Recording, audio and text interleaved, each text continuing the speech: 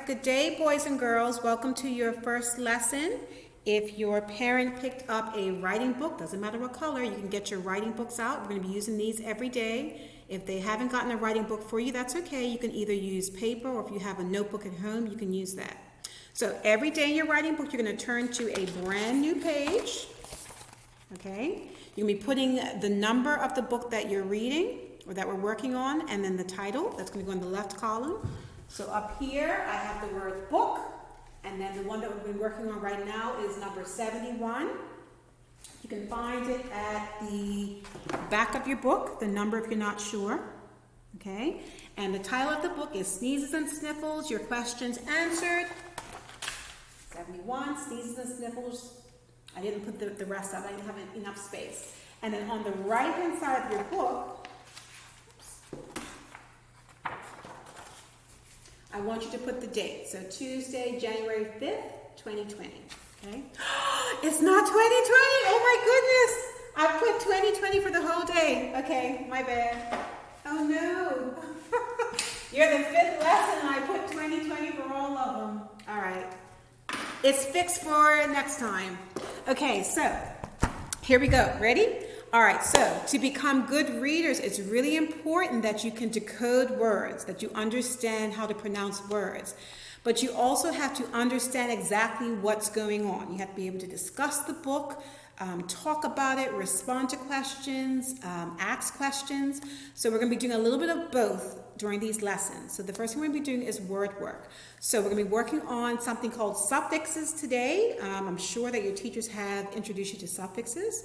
So suffixes are small word parts that you can add to the end of a word that can either change the meaning or also the grammatical function. So it might be a noun, you can change it into a verb, an adverb, etc.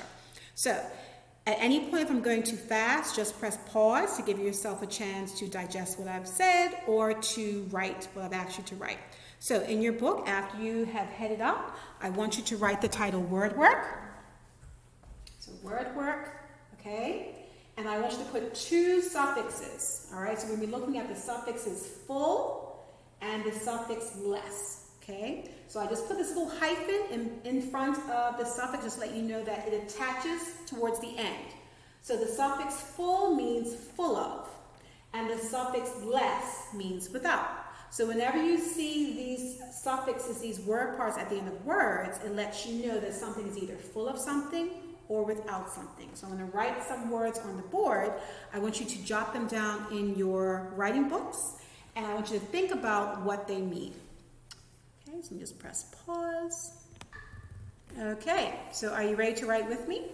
Okay, so the first words we're going to write some full words, okay? So, if you are cheerful, it means that you are full of cheer. I'm actually going to use the black marker. The orange one, it might be a glare. So if you're a cheerful person, that means that you are full of cheer, okay? Now, this next word is actually spelled P-L-E-N-T-Y. So this means plenty, okay? So plenty means you have a lot of something, all right?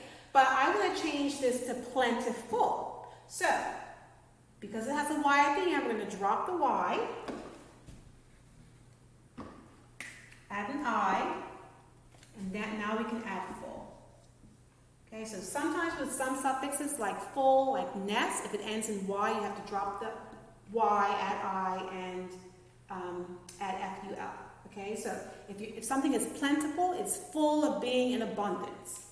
Okay, next, something can be fancy. If you're full of fancy, you're fanciful. Okay? All right, so sometimes you might like to play or you might be a bit playful. So, with spelling and with the English language, sometimes some rules don't apply. In this case, we don't have to change the Y to an I. We can just add full. So you can have a playful puppy. It's full of play. Okay. You can take care or you can be careful.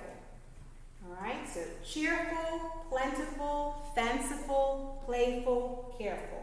All right, so now remember, less means without.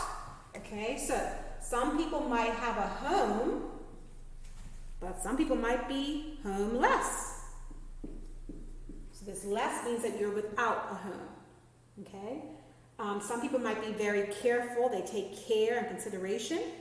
Some people might be careless, without care.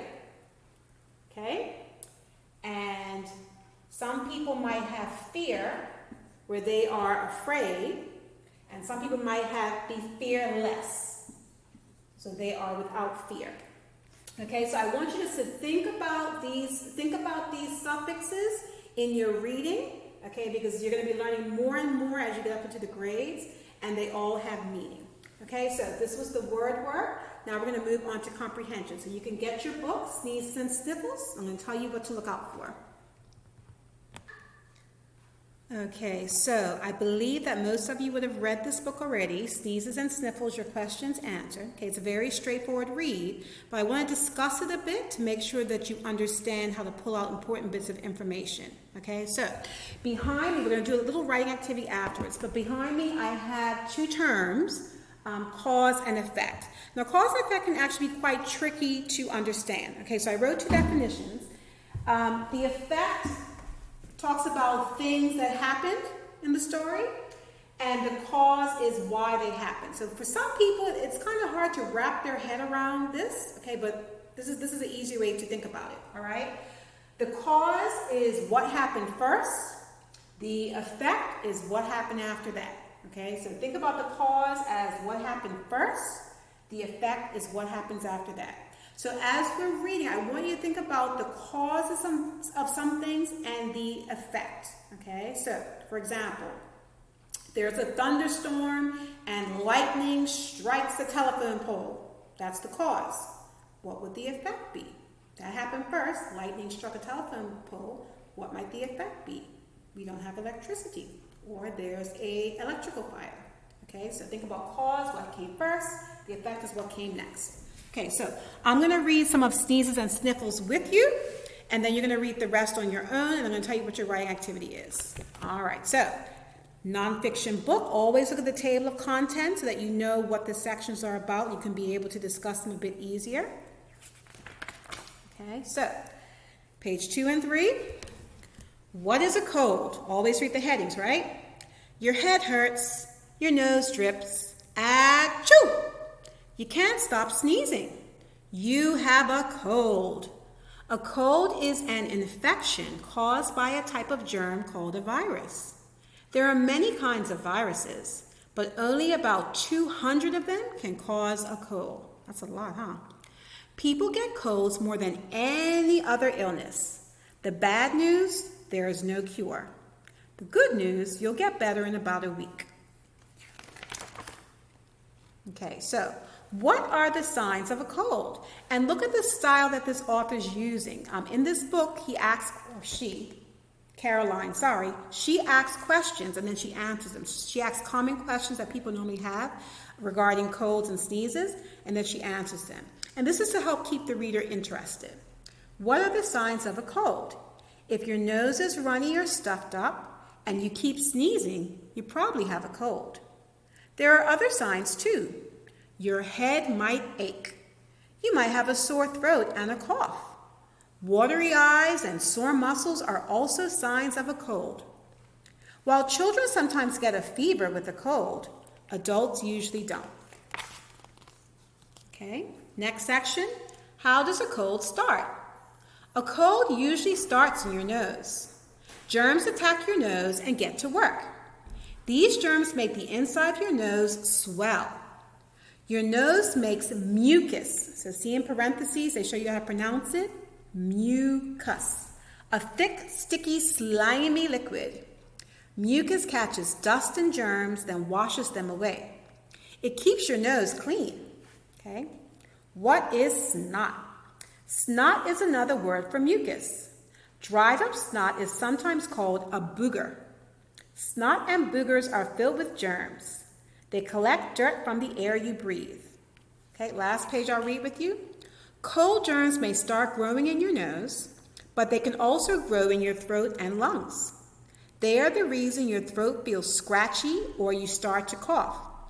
Your body is trying to get rid of the cold germs. All right, so on your own, I want you to continue reading the entire book. Remember, you're thinking about the cause and the effects. Remember, the cause I said, think about what happened first. The effect, what happened as a result of that.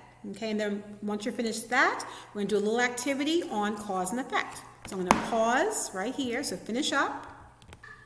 All right, so you should be finished reading. Okay, so now we're going to be doing some writing. All right, we're going to be identifying cause and effect. So I want you to write the title, writing. And on one side, I want you to write the word cause. And on the other side, I want you to write the word effect. I'm going to write 3 causes from the book. I want you to go back and try to see if you can find these 3 causes. And I want you to write what was the effect. Okay, so remember, the cause is what happened first. The effect is what happened second. Okay, what was the result of whatever the cause was. Okay, so I'm going to pause once more just to write the causes. All right, so I have 3 examples on the board. Okay, so remember, the effect is what happened, the cause, why did it happen? Okay, so think about what happened first, then what happened. Okay, so here we go. The first one. People don't cover their mouths when they sneeze or cough. Okay, so that's our first one. So people don't cover their mouths when they sneeze or cough. So that's the cause. That's the cause. What's the effect? So when people don't cover their mouths when they sneeze or cough, what's the effect of that? All right, you can pause me when you need to. The second, people don't wash surfaces they touch. Okay, so they're touching these surfaces, they don't wash them, that's the cause. What's the effect of people not washing surfaces that they touch? This came first. What happens as a result of that? And the last one, people don't wash their hands often enough. That's the cause. What's the effect? Okay, so you can press pause at this point and write down all the causes. Okay, so everything that we do, whether it's word work or writing work or any little comprehension activities, I want you to keep everything in your book. So some of you might have yellow, red, doesn't matter. But I just want you to have everything there so at the end of the week I can see what you're working on and I can make feedback and just keep a record. And if you're ever confused, you can just write me a little note or your parents can write me a note just so we can keep in contact this way. Okay? All right, so heading up to 13 minutes. All right, so I'm looking forward to seeing your books at the end of the week, and I will see you next lesson.